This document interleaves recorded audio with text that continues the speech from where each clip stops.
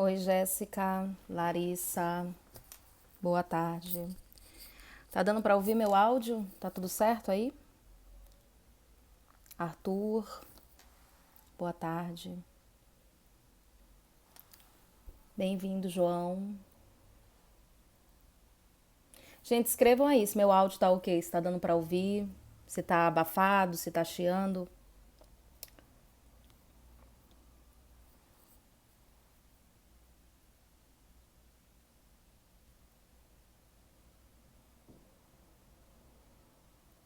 Ok, ok, Gabi, tá certo. Vou esperar um minutinho só pra galera que pediu pra eu segurar um pouquinho pra dar tempo de entrar. Gente, então, conforme eu havia combinado com vocês durante essa semana, eu passei a semana inteira fazendo uma bateria, né, uma revisão das provas da UEA, das provas do macro, tanto a prova de conhecimentos gerais quanto a prova de conhecimentos específicos, né? E aí, eu analisando essas provas, observei que nem tudo aquilo que está no edital cai de fato na prova. E é óbvio que eu estou falando da prova de língua portuguesa, certo? É ela que nós vamos analisar aqui. Então eu vou trazer para vocês essa análise que eu fiz, o que é que realmente cai, o que é que realmente você precisa estudar. A gente sabe que tem muita coisa ali no edital que, embora esteja ali, não é cobrado com tanta frequência. Né? Então eu vou apresentar para vocês a estrutura, como é que ela se desenvolve, a prova da UEA, como é que é a nomenclatura dessa prova, para a gente conversar um pouquinho, tudo bem? Se vocês quiserem ir tirando print, eu preparei um materialzinho aqui para vocês para ficar mais ilustrado, podem ficar à vontade, tá? Desde que eu saia bonita aí nesse print. Mas se quiserem, eu vou deixar esse material também disponível no meu feed. É uma espécie de resuminho do que é que vocês precisam saber para a prova da UEA, certo? Sem enrolação, sem essa babaquice que a maioria dos cursinhos fazem, você estudar assunto que não tem nada a ver com o que é realmente cobrado na prova de vocês, tá? Deixa eu. É a primeira vez que eu faço uma live por aqui, gente. Então vamos lá.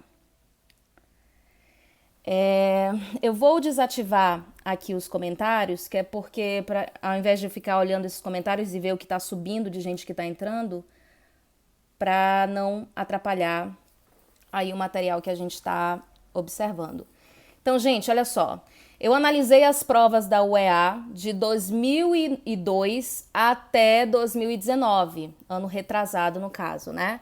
2020 não teve prova, né? Vocês estão fazendo esse ano, farão esse ano a prova do ano passado. Gente, de todos os assuntos cobrados na UEA, eu acho que não é nenhuma novidade para vocês que a questão da interpretação textual é o que pega forte na UEA, né? Isso aí não tem dúvidas. Gente, só lembrando, tem uma galera aqui, os meus alunos lá do CMPM, que vão prestar o vestibular no dia 1º de junho, que é o CIS. Eu não estou fazendo análise do CIS, tá? Eu estou fazendo análise do macro, ok? Que vocês provavelmente daqui a um futuro bem próximo farão também essa prova.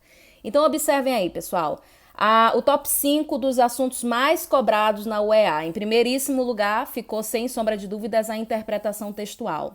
Das provas que eu analisei de 2002 até agora, eu só pulei os anos de 2006 e 2007 porque eu não achei essas provas. Foi um total de 57 questões de interpretação textual nessas provas. Então, cara, o aluno que tem dificuldade de fazer inferências, de conhecer os tipos de texto, ele vai ter uma certa dificuldade com a prova da UEA. Ela é muito parecida com a prova do Enem. Tem uma perguntinha aqui, deixa eu só ver. Lei, obrigada, são seus olhos. Então, gente, como eu falei para vocês, é uma prova extremamente interpretativa e requer de você que você mobilize uma série de conhecimentos aí para conseguir responder essas questões. Gente, não existe fórmula pronta para você saber interpretar um texto, tá? Você tem que mobilizar uma série de conhecimentos, você precisa saber tipologia textual, você precisa saber gênero textual, você precisa saber uma série de coisas, figuras de linguagem, para que você consiga de fato fazer inferências em um texto interpretativo. O segundo assunto mais cobrado, que eu acho que para vocês que já estão acostumados aí com a pegada da UEA, o segundo assunto mais cobrado é o modernismo, gente, disparado na frente de todas as outras escolas literárias. é o modernismo, e eu tô falando do modernismo no Brasil, tá? Então pode contar que vocês vão ver aí bastante o nosso querido Mário de Andrade, Oswald de Andrade, principalmente a galera da primeira geração, tá? A primeira geração aí batendo forte no vestibular da UEA. Literatura amazonense, de 2002 para cá foram 25 questões de literatura amazonense, ficando aí em terceiro lugar do assunto mais cobrado de língua portuguesa. Então, ó, a gente está falando de autores como Milton Ratum, né, Tiago de Mello, Márcio Souza, inclusive a obra que foi pedida para vocês, se eu não estou enganada, a obra aí é Dois Irmãos, não é isso? Gente, ocupando o quarto e quinto lugar, eu confesso para vocês que o realismo aparecer menos que o romantismo me surpreendeu, né? Quando a gente fala, aliás, é isso aí, o romantismo apareceu depois o realismo apareceu depois do romantismo. Romantismo 15 vezes e o realismo 10 questões somente de 2002 para cá. Gente, hora ou outra aparecem algumas questões de pré-modernismo, eu deixei aí no finalzinho, ó, para vocês lerem, pós-modernismo, barroco, arcadismo, parnasianismo e simbolismo. Mas assim, questões muito espaçadas. O que cai de fato na UEA são esses 5 assuntos aí de literatura e interpretação textual.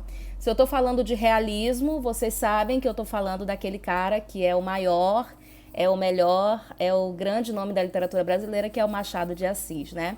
Então, gente, para qualquer prova, para qualquer vestibular que você for fazer, e eu não falo só da UEA, você precisa conhecer a obra do Machado de Assis, certo? Até porque, gente, o Machado de Assis, ele influencia diretamente o modernismo aqui no Brasil, especialmente a segunda e terceira fase, certo? Então, tira um print aí, deixa eu bem bonita nesse print, se você quiser, né? Que eu vou passar para o próximo, tá?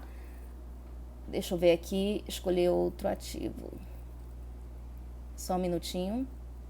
Então, gente, quando a gente fala de interpretação textual, como eu falei para vocês, professora, quando você fala em interpretação textual, fica tudo muito vago.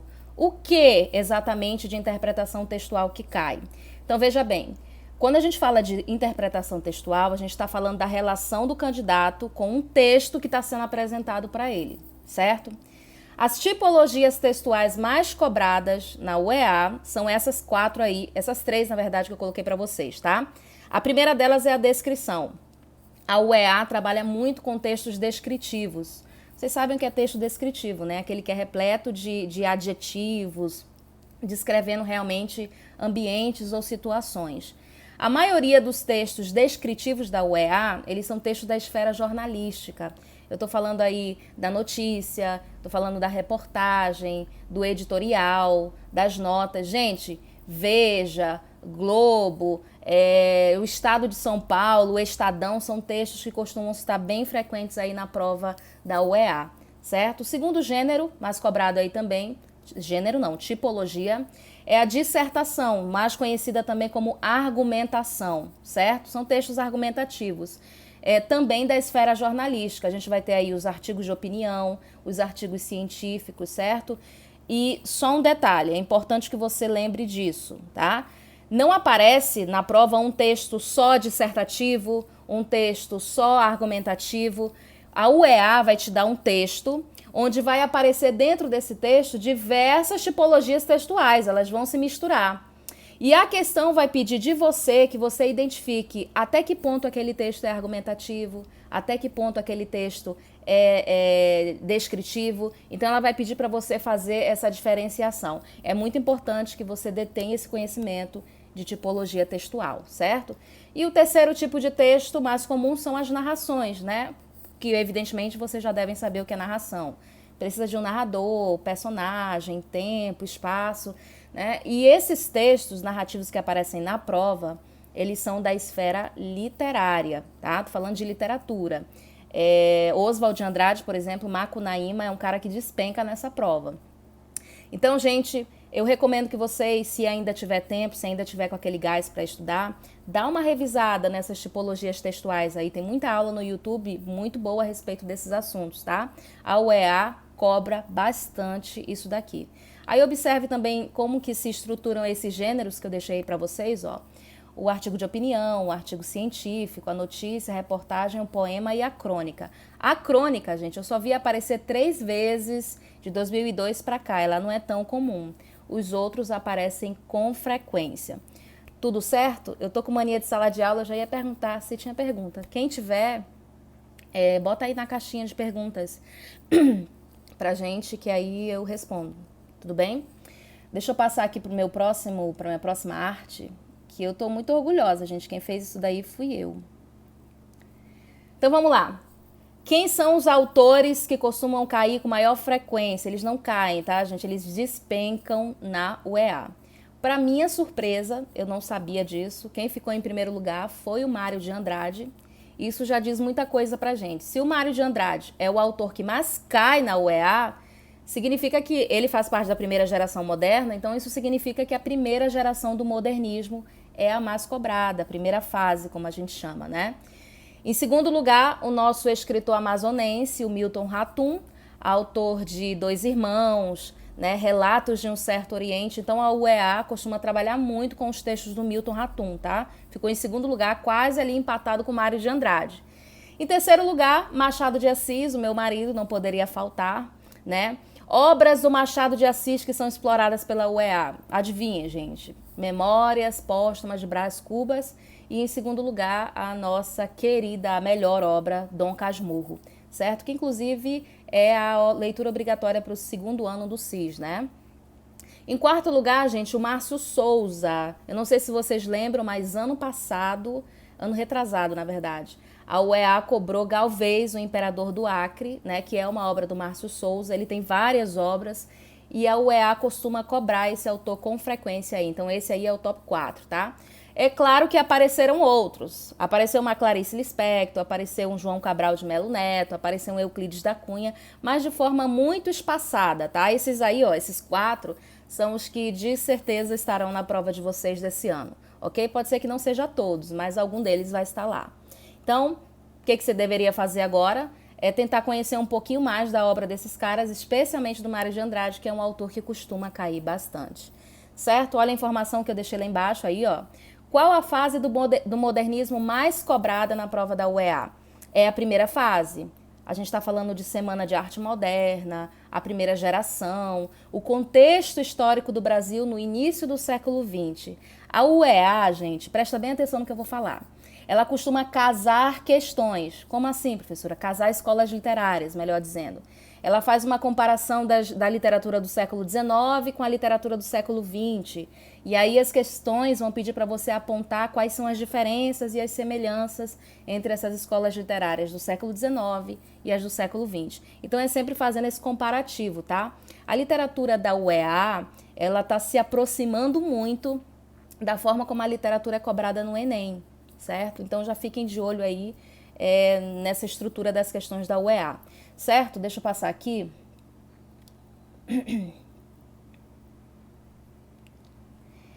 Então vamos lá, gente. Outros assuntos que não costumam cair tanto quanto os que a gente viu anteriormente, mas que vale a pena você também dar uma olhadinha, porque eles costumam estar presentes lá na tua prova.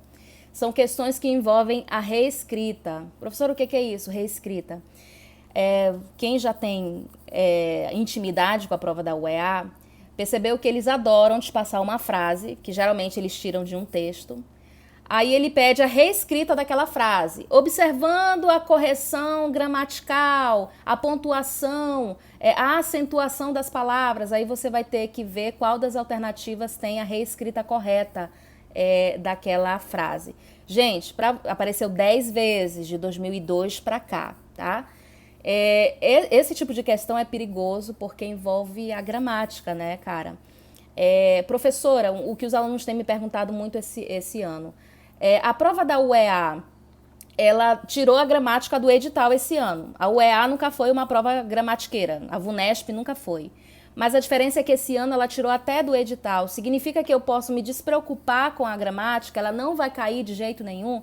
Gente, eu acho muito difícil que a UEA tire totalmente a gramática da prova do macro, tá? Pode ser que caia uma questão de reescrita, e aí, por mais que ela não tenha cobrado no edital, mas para você saber como que aquela palavra é reescrita, como que aquela frase ela vai ser reescrita, você precisa ter conhecimento gramatical, certo? Então, acho super importante aí que vocês deem uma revisada nessa questão da pontuação, principalmente do uso da vírgula, até porque isso também vai ser útil para a tua redação, ok?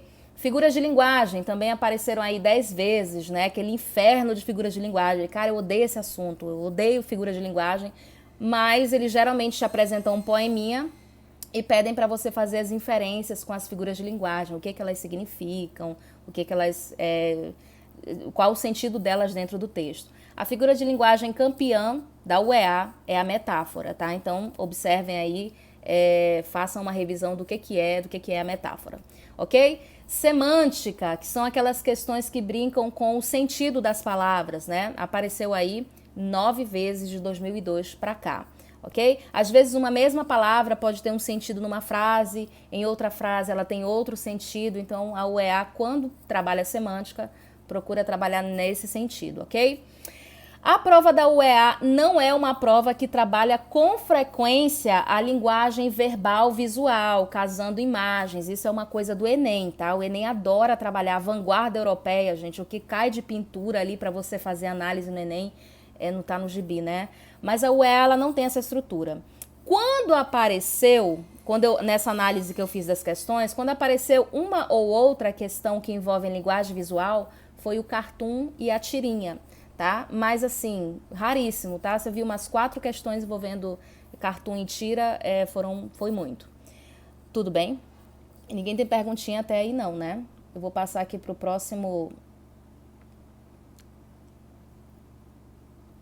Então vamos lá. Já que a gente falou lá nas artes anteriores que a escola mais cobrada é o modernismo, eu prometi para vocês durante essa semana que eu ia fazer uma revisão muito breve do que é que você precisa memorizar para trabalhar essa questão do modernismo no Brasil para a prova da UEA, tá? Eu vi, gente, de verdade, de 2002 para cá, todas as provas que eu analisei, eu vi uma questão de modernismo em Portugal, falando de Fernando Pessoa. A prova da UEA, ela costuma cobrar mais o modernismo no Brasil mesmo, tá? Então eu trouxe um resuminho para você se localizar. Gente, o modernismo é uma escola literária imensa, né? É muita coisa, é muito autor para ser estudado, então você precisa se organizar aí quando for estudar esse assunto, tá? Então vamos lá. O nosso modernismo no Brasil, ele é dividido em 3 fases, tá? A gente chama de primeira geração, segunda e terceira geração, ok? A primeira geração, ela vai de 1922 até 1930. É um período curto de tempo, né? E o Mário de Andrade, que é aquele autor que eu falei para vocês anteriormente, está incluído nessa primeira geração. A segunda geração, que é conhecida também como a geração regionalista, vai de 1930 até 45. É o período entre guerras ali, né? Então memorizem que nessa segunda geração, a influência da Segunda e até da Primeira Guerra Mundial também vão influenciar muito a produção literária desse período. E a terceira geração, gente, que vai de 1945 até 1978. Na realidade, presta atenção no que eu vou falar. Ei, olha para mim. Na realidade, existe assim uma certa controvérsia quanto ao fim da terceira geração. Alguns autores dizem que ela terminou em 1978, outros dizem que ela terminou na década de 90, alguns outros autores dizem que a terceira geração nem terminou, que a gente ainda está vivendo um período de terceira geração. Então eu quero que vocês não se atentem muito para a data, tá? Só precisa memorizar o seguinte: quem é a terceira geração? Aqueles autores mais próximos da nossa literatura contemporânea. Eu estou falando da Clarice Lispector, certo? Do Guimarães Rosa e do João Cabral de Melo Neto. Clarice Lispector não costuma cair muito na prova, mas pode ser que ela apareça. Tudo bem? Então deixa eu mostrar aqui para vocês. Próximo slide. Slide não, né? Que isso não é slide. Vamos aqui de resuminho da primeira geração, tá? Se você quiser tomar nota, tome nota aí. Quando a gente fala de primeira geração, a gente está falando da Semana de Arte Moderna, a Semana de 22, né? Cara, aconteceu em 1922. Para te memorizar que a Semana de Arte Moderna aconteceu no ano de 1922, é só tu lembrar que ano que vem a gente vai comemorar o centenário da Semana de Arte Moderna. Vai fazer 100 anos, então vocês vão ouvir muito falar sobre Semana de 22, Semana de Arte Moderna. E, gente, quer o papo reto aqui da Semana de Arte Moderna? Na época em que ela aconteceu, ela não teve importância nenhuma, né? foi dedo no olho e gritaria, a semana de 22, tá? Ela foi um fiasco, foi vaia para todo lado, é o modernismo chegando aqui no Brasil. A gente vai ter uma primeira geração que é a linha de frente, né? Eu tô falando desses autores aí, o Oswald de Andrade, o Mário de Andrade e o Manuel Bandeira, vão ser a linha de frente. E nas artes plásticas a gente vai ter a Tarsila do Amaral e a Anita Malfatti. Essa galera, que é a elite brasileira, Mário e Oswald, filhos da alta sociedade brasileira, filhos aí de barões do café, né? Esses caras vão passear ali pela Europa e vão se dar conta de que o Brasil estava muito atrasado em relação às artes, né? Aí eles vão ser influenciados pelas vanguardas europeias, ok? Ei, vanguarda europeia, que é assunto queridinho do Enem, tá? Eles vão ser influenciados pelas vanguardas europeias e vão trazer essas ideias aqui para o Brasil. Surgiu a ideia de eles se unirem, fazerem uma semana de arte para apresentar esse modernismo para o Brasil. Só que assim, gente, a gente pode dizer, guardadas as ressalvas e as proporções, que a primeira geração moderna ela foi um tanto quanto bagunçada, né? O Oswald e o Mário de Andrade, que eram os principais representantes dessa primeira geração, quando a gente perguntava assim para eles, ok, Oswald, ok, Mário, a gente entendeu que vocês são modernos, mas o que vocês estão propondo? O que vocês estão promovendo aqui no Brasil? Eles não sabiam explicar muito bem, eles se limitavam a dizer que a gente queria trazer, que eles queriam trazer aqui para o Brasil a modernidade, queriam romper com o passado, ok? Então memorizem, gente, que essa ideia modernidade, quando se aplica à literatura, significa que eu estou rompendo com todas as escolas literárias que aconteceram anteriormente e estou promovendo algo novo, algo revolucionário. E tudo aquilo que é novo, tudo aquilo que chega, que está causando, não vai ser bem recebido por uma parcela da população, né? O Mário e o Oswald de Andrade foram xingados até a sua última geração, né? Não foi bem recebido, tá? Passou quase que despercebida a semana de 22. Muito tempo depois que o modernismo já estava consolidado no Brasil, lá para a terceira fase, eles vão começar a pensar, cara, como foi que o modernismo chegou aqui no Brasil? Como foi? Quem foi que trouxe as vanguardas aqui para o Brasil? Aí eles vão lembrar que lá em 1922 teve um cara chamado Mário de Andrade, Oswald de Andrade, que trouxeram essa vertente aqui para o Brasil. E aí é que vai se dar realmente a importância da Semana de Arte Moderna, tá? Memoriza, ela aconteceu em 1922. Ano que vem é o centenário da Semana de Arte Moderna, né? E aconteceu em fevereiro, tá? Nos dias 11 até o dia 18 de fevereiro foi a Semana de Arte Moderna, que consolidou aí a primeira geração moderna. Na literatura, Oswald de Andrade, que era um cara super polêmico, tá, gente? Eu tenho um ranço do Oswald de Andrade, ele era super amigo do Mário de Andrade. Eles não são irmãos, é só semelhança de nome. Eram super amigos, mas o Oswald de Andrade, ele gostava de causar, ele era um biscoiteiro, né? Foi lá no jornal e disse que o Mário de Andrade era gay, era vinhado. Aí o Mário de Andrade não gostou, né? Se ele era ou não a gente não sabe, não tem, e é uma coisa que diz respeito a ele. Mas ele ficou profundamente magoado e não se falaram até o final da vida deles, tá? O Mário morreu primeiro e não perdoou o amiguinho pela palhacice que ele tinha feito no jornal. Gente, tem o Manuel Bandeira também, que é a vertente poética, né? Oswald e Mário são prosa, tá? Prosa. O Manuel Bandeira, ele não participou da Semana de Arte Moderna porque ele estava enfrentando uma tuberculose, mas ele deu todo o seu apoio à Semana de 22, né? Ele já era um nome consolidado da literatura, não era igual o Oswald e o Mário, que estavam começando, o Manuel Bandeira era um nome de peso, então ele deu todo o apoio para essa galera jovem que estava trazendo o modernismo aqui para o Brasil, certo?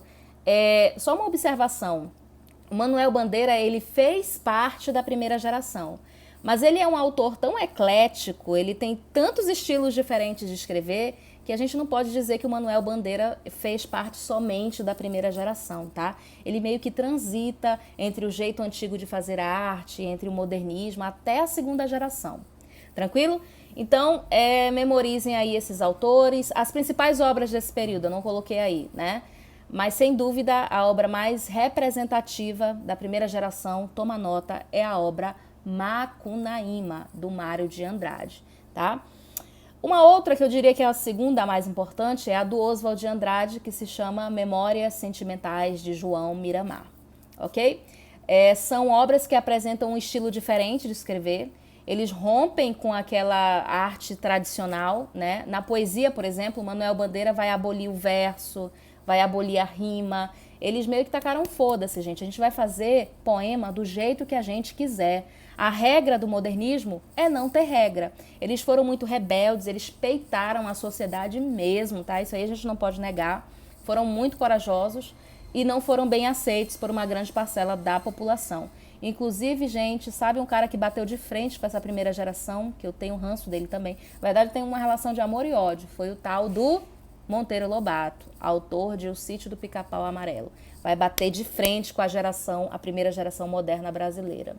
Certo? Deixa eu passar aqui e escolher outra figurinha. Segunda geração, ok? Essa, para mim, é a melhor fase do modernismo no Brasil, que é a segunda geração, que tu lembra, ela vai de 1930 até 1945. Só beber água aqui. Essa geração ficou conhecida como a geração de 30 ou como geração regionalista, tá? Devido ao fato de eles falarem muito sobre regiões assim mais isoladas do Brasil. Gente, nessa segunda fase a gente vai ter a retomada parcial do que foi o realismo e o naturalismo. Eu não sei se vocês lembram, mas o realismo e o naturalismo, quando eles chegaram na Europa, eles vieram para chocar, né? E aqui no Brasil também. É só você lembrar de obras, por exemplo, como O Cortiço, né? O Mulato, obras que chocaram o Brasil no século XIX. Então, os autores dessa segunda fase, eles vão ter uma preferência por temas do cotidiano, falar sobre o dia a dia. Sabe, o romantismo, ele falava muito sobre a burguesia. A gente vai falar sobre o homem pobre, o homem do povão. Essa característica foi retomada pela segunda geração moderna.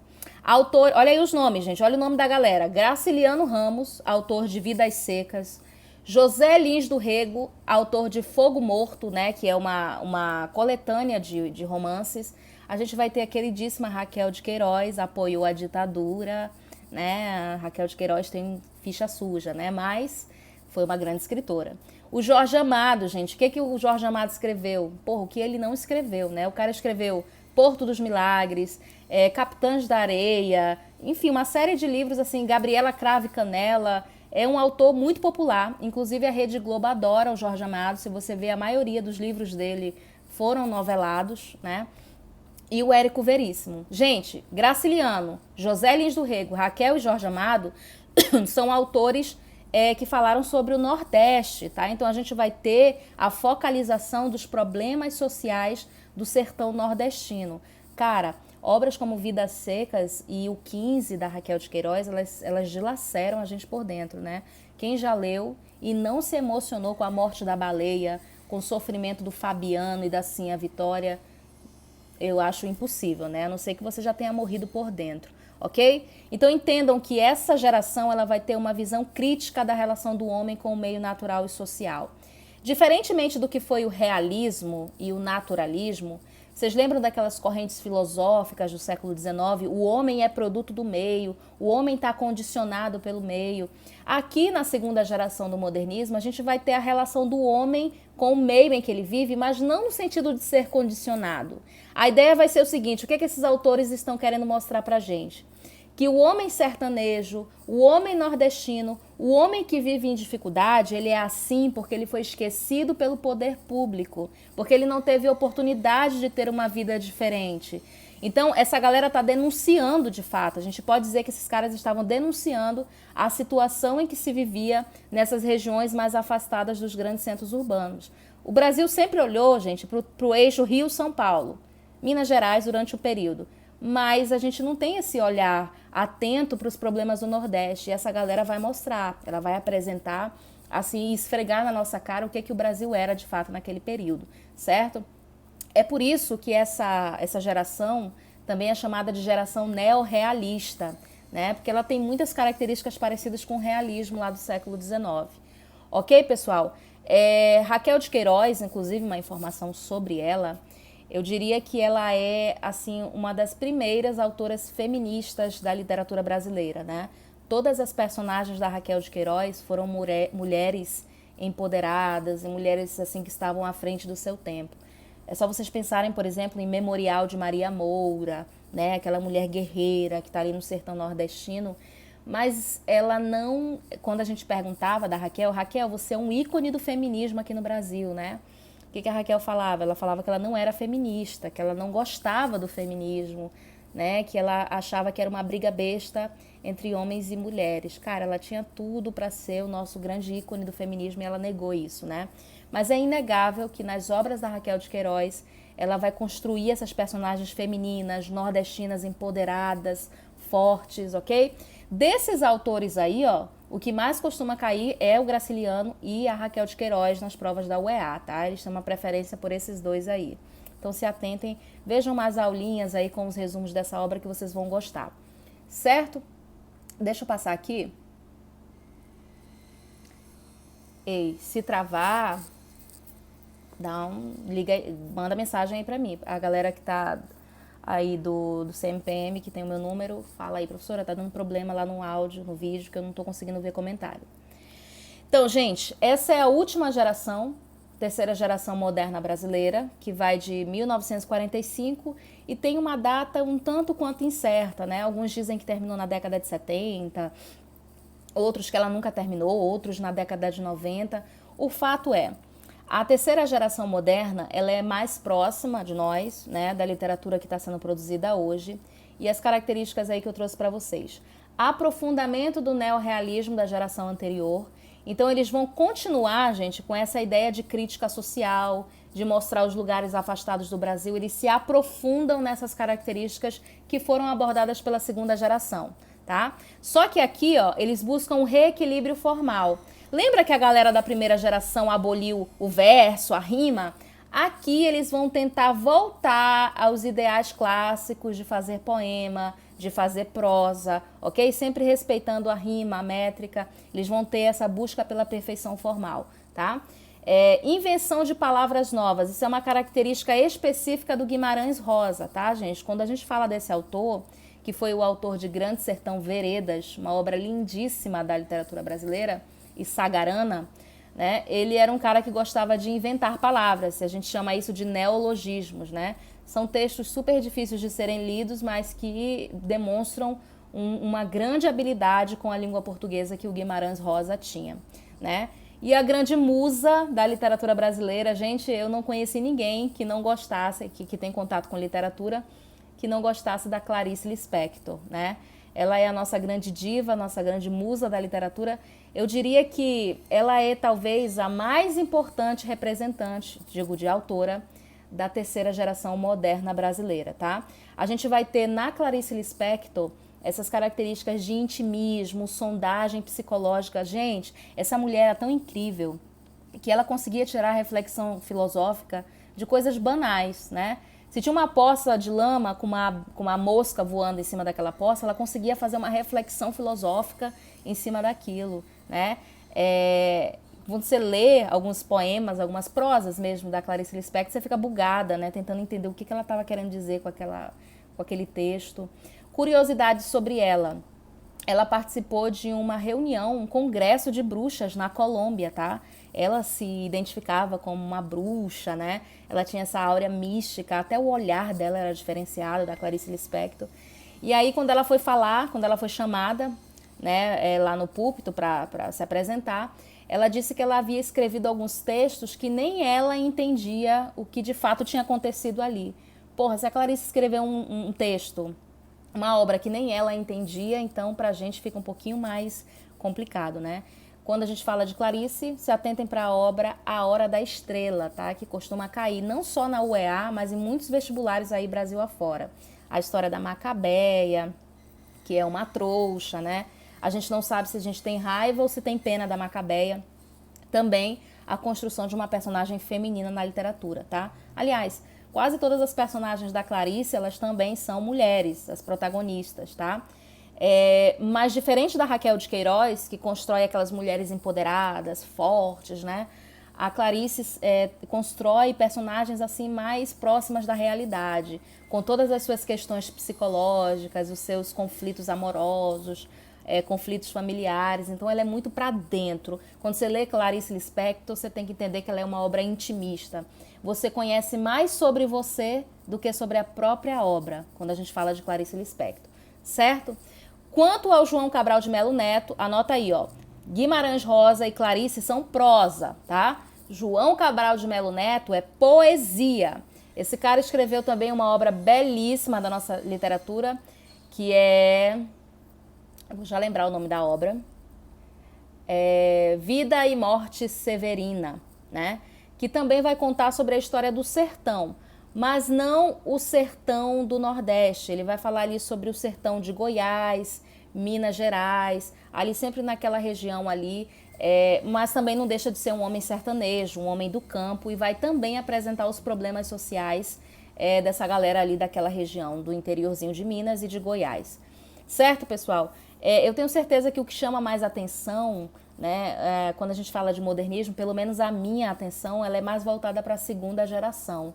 Eu acho que eles foram assim menos bagunçados que a primeira fase, eles foram mais organizados e tocaram em temas assim mais delicados da nossa sociedade. Eles denunciaram mesmo o que de fato estava acontecendo no Brasil naquele período. Foi? Eu estou sendo breve, gente, porque eu falo demais. Vocês sabem disso, né? Quem já foi meu aluno, então até para não tomar muito nosso tempo. Então vamos lá, gente. Esse aí tá no top 3, né? O terceiro assunto mais cobrado na UEA, que é o realismo no Brasil. Cara, ao invés de você perder tempo estudando todas as características do realismo, estudando ali Madame Bovary, né? Que, claro, isso indiretamente influencia o realismo aqui no Brasil. Mas quando a gente fala de realismo, a gente está falando de Machado de Assis. Se tiver no teu edital realismo, é Machado de Assis e pronto, acabou. Tu tem que conhecer a obra do Machado, certo? É uma literatura que se desenvolveu no século XIX, né? Junto com o romantismo, na verdade não foi junto, né? Primeira metade do século XIX, romantismo. Segunda metade do século XIX, realismo, ok? Movimentos totalmente opostos aí, não tem nada a ver uma coisa com a outra, tá? A gente pode até dizer que o realismo é um movimento de oposição ao romantismo. Certo, gente? Então, características aí do Machado que vocês precisam estar atentos caso ele caia na prova. Certo? Ele tem um estilo bem peculiar, tá? E vai influenciar muitos dos escritores do nosso modernismo. Ele faz a denúncia da mediocridade humana. É só você analisar os personagens principais, os homens, né, do Machado de Assis. Quem são os homens? Pensa no Bentinho, pensa no Brás Cubas, né, de Memórias Póstumas de Brás Cubas. Quem são esses caras, gente? Eles são os derrotados, eles são os merdas, eles não fazem nada de produtivo. Então, esse aspecto pessimista, essa construção de personagens assim decadentes, é uma característica do Machado de Assis. Então, sempre se atentem para esse detalhe, tá? Machado de Assis, gente, é como se ele estivesse dando uma machadada na cabeça das personagens e analisando cada uma delas. Esse cara faz uma análise psicológica profunda dos seus personagens. A gente sabe exatamente o que eles estão pensando, todos os seus sentimentos, aquilo que eles estão sentindo. É uma análise muito detalhada da psique desses personagens. É só você pensar, por exemplo, na Capitu, né, de Dom Casmurro. Quanto que a gente sabe sobre as características psicológicas, físicas da Capitu, né? Porque o Machado de Assis, ele tem essa característica de destrinchar mesmo seus personagens. Eles quase que ganham vida fora da obra, né, gente? Então, e entendam o seguinte, quando a gente fala de Machado de Assis, a gente não está falando de ação, tá? Não é ação. Não esperem uma história cheia de ação e meninos que voam em vassouras, não é essa pegada. Você tem que prestar atenção na construção do processo narrativo. O que torna o Machado de Assis o grande nome da literatura é a forma como ele constrói as suas histórias, como ele constrói os seus personagens, tá? Que é única, ok? Ele tem essa característica de ser pessimista, de ser irônico, né? Eu até brinco em sala de aula com vocês, para quem é meu aluno aí. Eu digo que o Machado de Assis, ele escrevia com a pena na mão aqui, o sorrisinho no rosto, né? Otários, nem vão perceber que eu fui irônico, né? Ele é um cara que mostra toda a depravação da sociedade, ele mostra todos os vícios da burguesia e tudo isso de maneira irônica, de maneira sarcástica. E, gente, quer uma dica? Não esperem finais felizes das obras de Machado de Assis, tá? Eu não vou dar spoiler para quem não leu, mas Dom Casmurro, né? Já tô dando, na verdade. Não tem um final feliz, tá? E os seus contos também. Porra, o cara escreveu para mais de 200 contos, escreveu muitos romances e, atenção, ele é o introdutor do realismo no Brasil. O introdutor e o único autor, né? Não teve ninguém para bater de frente ali com Machado de Assis. Toma nota aí, ó. O realismo no Brasil se inicia em 1881 com a publicação de Memórias Póstumas de Brás Cubas, tá? Sem dúvida, gente, Memórias Póstumas é a obra mais importante do Machado, é a obra mais importante do realismo brasileiro, ok? Ah, professora, mas eu acho o Dom Casmurro melhor, mais legal, mais bem feito. Realmente, ele é mais maduro, né? Marca uma fase assim mais madura do Machado de Assis. Mas o Brás Cubas, por ter sido a primeira obra, por ter sido revolucionária e por marcar o nosso início de realismo, ela sem dúvida é a obra mais importante do Machado, do realismo e eu diria que da literatura brasileira, tá? Eu sempre falo, né? Se você perguntar para qualquer professor de português quais são as principais obras da literatura brasileira, ele vai te dizer Memórias Póstumas, Dom Casmurro, duas do Machado, né? Grande Sertão Veredas, do Guimarães Rosa, que eu falei anteriormente para vocês, e Os Sertões, do Euclides da Cunha. É uma obra pré-moderna. Ok? As últimas duas características aí do Machado. Ele não segue uma ordem linear na sua cronologia, nunca é assim, ó, começo, meio e fim, ou fim, meio, começo. A obra é toda fragmentada, é toda borrifada. Uma hora ele fala da infância, outra hora da juventude, outra hora ele volta para a infância e depois pula para a vida adulta. É uma obra fragmentada. É confuso, professora? Não, porque a gente está falando de Machado de Assis, certo? E ele conversa, cara. Eu sempre digo que você lê Machado de Assis é como se você estivesse sentado numa cadeira de frente para ele e ele batendo um papo contigo, né? Ele conversa, ô leitor, não se assuste com as próximas páginas desse livro. Gente, fantástico, né? O Machado de Assis é, sem dúvida, o cara da literatura brasileira. Certo, gente? Esperem capítulos curtíssimos. Isso foi uma coisa que o Machado de Assis trouxe para o Brasil e foi copiado por muitos outros autores. Essa ideia de você trazer capítulos curtinhos. Você pega um livro, Dom Casmurro, por exemplo, você vai ver dois capítulos em uma página, né? De tão curtos que são esses capítulos. Ok, pessoal? Esse é Machado. Para além da UEA, é importante que você conheça, estou falando a título de vestibular, importante que você conheça a obra desse cara. Certo? Deixa eu passar aqui. Tem perguntinha aí? Tá igual meus alunos do CMPM, que não falam nada, eu dou aula sozinha. Gente, a outra escola literária que costuma ser cobrada com frequência na UEA é o romantismo, né? Eu vi ali 15 questões, mais do que o realismo até, né? Gente, o romantismo, ele acontece no mesmo século que o realismo, aí século XIX, e cara, é uma escola literária imensa, né? Quais são as duas escolas literárias mais trabalhosas, que tem muito autor, que tem muita obra? É o modernismo e o romantismo. Que, inclusive, gente, as duas escolas literárias, elas têm muitas semelhanças. Atenção, o Enem e a UEA costumam fazer questões comparando o modernismo com o romantismo. São questões casadas, tá? Aparece ali um José de Alencar com a Iracema, né? Lembra a Índia chata pra caramba, Iracema, a virgem dos lábios de mel, cabelo não sei mais o que. Comparando a Iracema com Macunaíma, que é da primeira geração moderna, pra gente apontar as diferenças entre a construção dessas personagens indígenas, tá? Então super vale a pena você dar uma revisada no que foi o romantismo no Brasil. É tão grande que a gente divide em duas partes, né? Romantismo poesia e romantismo prosa, né? Pra gente, é uma questão didática, tá? Mas foram autores que escreveram ali no mesmo período. A gente só separa para um efeito didático para organizar os nossos estudos, ok? Essas características que eu coloquei aí embaixo, ó, não são características só da poesia, são características tanto da prosa quanto da poesia romântica. Gente, olha aqui pra mim, foca em mim aqui e não sai dessa live. Quando a gente fala de romantismo, imaginem que o homem romântico é um homem que está no mundo da lua, tá? Ele não vive, ele flutua. Ele vive no mundo dos sonhos, ele vive no mundo irreal, ok? Sabe essa ideia de amor à primeira vista que a gente vê nos filmes, nas novelas? Foi uma palhaçada que começou com o romantismo, tá? Eles que têm essa ideia de um amor extremamente idealizado, de uma mulher que é uma semideusa, de um homem que é um herói forte, valoroso, corajoso, bonitão. Isso é característica do romantismo, certo? O realismo chega justamente para bater de frente com esses ideais. Pô, o Brasil estava vivendo um monte de problema social. O Brasil estava estourando em problema social e o romântico falando da Virgem dos Lábios de Mel, que tem um cabelo mais negro. Entendeu? Então, ó, o romantismo ele chega num momento aqui no Brasil que o Brasil tinha acabado de se tornar independente, cara. Quando foi que a gente se tornou independente? Em 1922. Então, o romantismo, gente, ele chega num momento aqui no Brasil para tentar fazer com que a gente entendesse quem nós somos. Quem é o brasileiro? O brasileiro é o índio? O brasileiro é português? O negro nem era considerado, tá? Então, a gente vai ter alguns autores, entre eles o grande nome é o José de Alencar, que vai chegar, vai tentar mostrar pra gente a construção da nossa literatura. Quem é o herói nacional? Quem é o brasileiro? O romantismo, ele tem essa visão pro passado, pra sua história.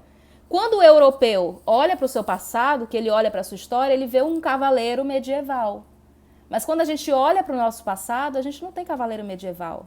A gente não tem bruxa, a gente não tem aquelas donzelas brancas, loiras, de olhos azuis, a gente tem o quê? A gente tem um índio. Então o índio vai ser o nosso grande herói nacional nesse primeiro momento. Mas não é um índio qualquer. É um índio alto, forte, corajoso, gostosão, bonito, perfeito, né? E, pasmem, às vezes esse índio é branco. Por que esse índio é branco? Porque ele vai seguir os modelos, os padrões de beleza europeu. Então entenda, gente, que a gente vai exaltar a nossa cultura, vai exaltar o nosso índio, a nossa floresta, mas de maneira muito idealizada. É um Brasil para o português ver, tá? É um Brasil que não existe, é um Brasil para o europeu admirar o Brasil. Quem vai trazer o brasileiro, vai trazer o Brasil como ele é, de fato, o samba, o carnaval, o futebol, os problemas sociais, vai ser o modernismo. Então comparem sempre essas duas escolas literárias. Apesar do romantismo ter essa proposta de resgatar a cultura brasileira, ele não faz isso. Quem faz é o romantismo. Perdão, o romantismo não faz isso. Quem faz é o modernismo, tá? Então olha aí as características. A afirmação da nacionalidade brasileira, mas um brasileiro que ainda não entende exatamente quem ele é. Primeiro que o negro foi excluído. Vamos pensar na Iracema. A Iracema, que é uma obra indígena e histórica, nota isso daí, ó. A Iracema é uma prosa indianista e histórica, tá? É a junção de uma índia com português. Não tem negro na parada, certo? O Guarani é o Peri, que é índio, com a Ceci, que é branca. Não tem negro na parada. Então, o negro vai ficar de fora, tá? Desse primeiro momento. Ele vai ser resgatado lá no modernismo. Olha aí, ó. Influência da literatura estrangeira em razão da chegada da corte portuguesa ao Brasil. A gente sabe que o João, Dom João, né, saiu fugido lá de Portugal e veio se refugiar aqui no Brasil.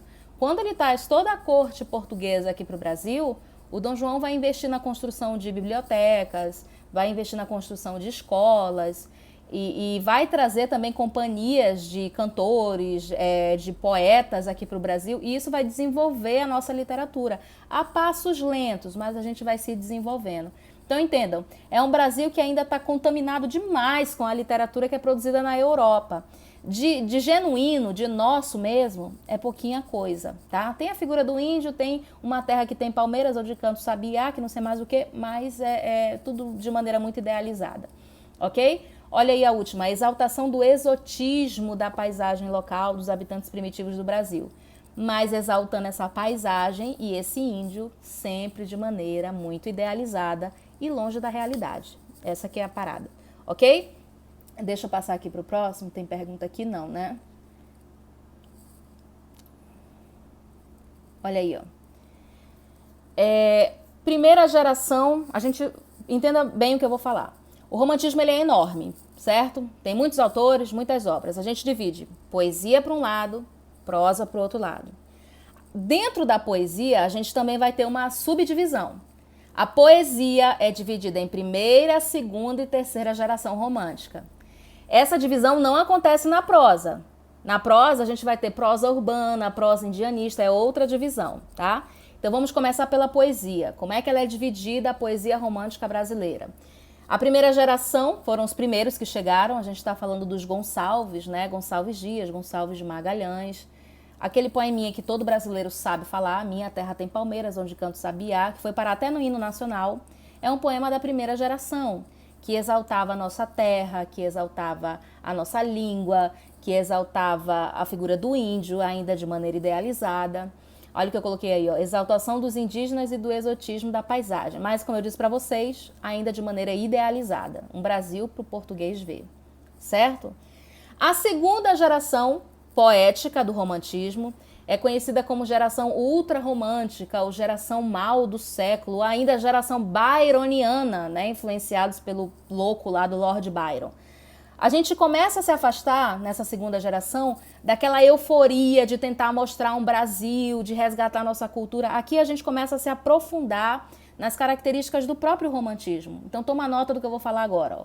A segunda geração romântica brasileira, e é óbvio que eu estou falando da poesia, ela é muito semelhante ao romantismo europeu. Porque a gente deixa o índio um pouquinho de lado, deixa de falar da terra que tem palmeira, que canta o sabiá, e começamos a nos concentrarmos na literatura de fato, tá?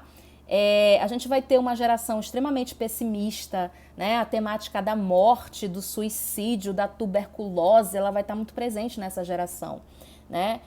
Pasmem, tá? Isso ia além da literatura, era um estilo de vida para esses poetas. Era chique, por exemplo, você tá numa roda de amigos, né? Tirar um lencinho do bolso, tossir e aquele lenço tá sujo de sangue. O poeta está tuberculoso. Isso era muito elegante. Um poeta ser tuberculoso. Morrer de tuberculose era o ápice, era o trunfo do grande poeta, do grande escritor. Uma curiosidade é que muitos dos autores desse período morreram com antes de completar 22 anos, né? Quem são os nomes aí, hein? Quem são? O Álvares de Azevedo, Casimiro de Abreu, Fagundes Varela, Junqueira Freire. Gente, o Fagundes Varela também tem uma vida repleta de desastre, tá? A vida deles é muito conturbada, tá, gente? Eles todos têm uma história, assim, bizarra. Por isso que eu digo que o romantismo da segunda geração no Brasil foi para além da obra. O Fagundes Varela tinha problema com cachaça, bebia até cair na rua e ser carregado. Um belo dia ele chegou em casa, o seu filho era um bebê de 3 meses, ele simplesmente chegou bêbado e deitou por cima da criança e matou a criança sufocada. Ele matou seu próprio filho sufocado, né? Esse desastre vai mexer muito com o psicológico dele. Ele não regulava bem das ideias. Então, muitos poemas do Fagundes Varela, você vê essa questão do sofrimento e do desequilíbrio mental. Tudo bem? Obras bem interessantes dessa geração é Noite na Taverna, que eu inclusive recomendo, não é taberna e nem é caverna, tá? CMPM, é Noite na Taverna. Super recomendo que vocês façam a leitura dessa obra, cheia de coisas macabras, incesto, lá tem um irmão com uma irmã que transa, tem um outro que vai transar com um cadáver, é sempre uma coisa muito bizarra, é característica mesmo dessa segunda geração, ok? A terceira geração, conhecida como geração condoreira ou ugoana, só tem um nome, tá? Um nome representativo, que é o nosso querido poeta dos escravos. Como é o nome dele? Castro Alves, né? Gente, por ser uma poesia produzida já no final do nosso romantismo, ela já se aproxima muito do realismo, né? Então ela vai antecipar muitos dos temas que seriam caros aos realistas. Por exemplo, a crítica social, né? O romântico vai começar a perceber que não dá pra gente ficar falando de musas, de cadáveres, de tuberculose. O Brasil tem problema social e a literatura, eles começam a entender que ela pode ser um veículo de denúncia social. Qual era o maior problema social do Brasil ali no início do século XIX?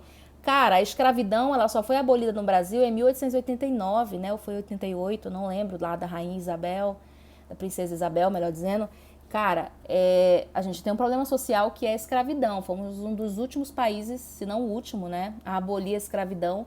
E isso começou a incomodar os poetas da época, em especial Castro Alves, que vai trazer essa militância, né? A gente pode dizer que essa terceira geração é uma poesia assim, panfletária. Ela não é para ser lida no quarto, igual como era a segunda geração, fazendo reflexões filosóficas. Ela é para ser lida num púlpito, para um público, né? Tem uma poesia do Castro Alves que eu recomendo também que vocês procurem e leiam, que ela se chama Navio Negreiro, né? Vai retratando pra gente os horrores da viagem que os negros faziam, os negros capturados ali na África, até chegar ao Brasil. Então, essa terceira geração criou poesias para impressionar, para denunciar, né, os problemas sociais que o Brasil estava passando. Cara, nada a ver com a primeira geração. Vocês estão entendendo? A primeira geração não tem nada a ver com a segunda, que não tem nada a ver com a terceira. É por isso que o romantismo ele é tão assim extenso, né? Ele dá trabalho para ser estudado. Ok? Deixa eu ver aqui quem está fazendo perguntinha. Mas essas críticas, até as sociais, eram proibidas, né? A Samara está perguntando. Então, qualquer crítica social, ela vai incomodar, tá? Ela vai incomodar os governantes. E claro que aquela galera que era dona de escravos também não vai gostar dessa crítica social. Mas a gente tem que entender que nesse momento o Brasil ele já está tomando uma mudança de atitude. A gente já está mudando a forma como a gente vê os problemas sociais no Brasil. Então, embora a gente tenha uma galera que reprime, que não gosta dessa crítica social, a gente vai ter a maior parte da população apoiando. Tanto é que fez sucesso, né? Castro Alves era lido nos cafés, era lido em todos os lugares, porque a galera gostava dessa poesia de caráter militante, tá? Gostava tanto que a gente vai dar origem a outra escola literária que é pra lá de militante, que é o realismo, né? Era proibido falar sobre isso? Não é que era proibido, era reprimido, tá? Mas isso não impedia esses caras de darem voz a essa galera que estava sofrendo muito aqui no Brasil nesse período, certo? Deixa eu passar aqui e colocar o nosso próximo slide. Não é slide, Lana. É o último, tá, gente? A gente vai terminar aqui. Agora a gente sai da poesia romântica, primeira, segunda e terceira geração, e vamos para a prosa romântica, tá? Vocês sabem a diferença entre poesia e prosa, né? Poesia ocupa só o meio ali da página, prosa em linhas corridas, né? Cara, a gente tem muita, mas muita prosa feita nesse período, tá? São o quê? Sei lá, são para mais de 40 obras, né, de muitos autores. A gente vai ter o José de Alencar, que é o nome mais representativo, sem dúvidas, ele é o autor de Iracema, né? A gente vai ter Franklin Trávola, a gente vai ter um monte de escritor nesse período, tá, gente? É muita produção literária nesse período. Ela não é dividida, a prosa romântica, em primeira, segunda e terceira fase, tá? A gente divide quanto à temática, essa imensidão de livros produzidos nesse período. Então a gente vai ter, no primeiro momento, a prosa urbana social, ou social urbana, a prosa indianista e a prosa histórica, tá? O que é prosa social urbana? Olha o que diz aí. Tem como cenário os centros urbanos retratando o cotidiano do burguês. Entendam o seguinte. O romantismo ele foi uma escola literária criada por e que refletia os ideais da burguesia. É burguês aqui, tá, gente? É o burguesão. Para ele, sobre ele, refletindo os ideais dessa burguesia. As obras do romantismo, as prosas, que são incluídas nessa vertente social urbana, são aquelas que não acontecem no campo, mas acontecem na cidade, né? Algumas até podem acontecer no campo, mas não refletem os ideais do homem do campo, é sempre o homem da cidade. Querem um exemplo disso? A Moreninha, que é a obra que vai iniciar a prosa romântica no Brasil, né? Tá aparecendo aqui 1 minuto e meio restante, não sei porquê, mas eu vou ter que encerrar. Então, gente, essa é a prosa social urbana, que tem como temática a cidade, a mocinha, a virgem idealizada, a mulher romântica, ela não anda, ela flutua, ela não respira, ela pulsa, né? Ela não transpira suor, ela transpira gotas de amor. Essas características são da prosa urbana social. A prosa indianista é a figura do índio bonitão, gostosão e da índia maravilhosa, perfeita, representantes aí Iracema e o Perídio Guarani, tá? Olha o que diz aí. Apresentam o indígena como protagonista, relatado com fortíssimos traços éticos e morais do cavaleiro medieval europeu. Então, se lá na Europa a gente vai ter o cavaleiro medieval, aqui no Brasil a gente vai ter o índio, que vai ter os mesmos ideais, tá, gente? O Peri, cara, o cara arranca a palmeira no peito, né? Ele mata uma onça, ele ficou de frente com a onça, ele matou a onça, colocou aqui no ombro e levou pra Ceci ver, só porque ela comentou que ela nunca tinha visto uma onça, né, gente? Sabe, idealizado, né? E a prosa histórica, pessoal, que retrata o passado histórico brasileiro. Ela não é tão importante a título de vestibular, mas eu fiz questão de deixar aí para vocês saberem essas 3 divisões. Exemplos de prosa histórica. A própria Iracema, além de ser uma obra indianista, é também histórica. E a gente pode colocar aí do José de Alencar, As Minas de Prata. É uma obra também histórica. Gente, eu acho que tem um tempo, é a primeira vez que eu faço live, mas está aparecendo aqui que vai encerrar. Eu espero que vocês tenham entendido, que tenha sido útil para vocês. Se eu tiver tempo, amanhã eu apareço aqui para a gente conversar sobre as obras aí que vão ser obrigatórias, certo? Então é isso. Eu espero que vocês tenham gostado. Um beijo para vocês. Tchau, tchau.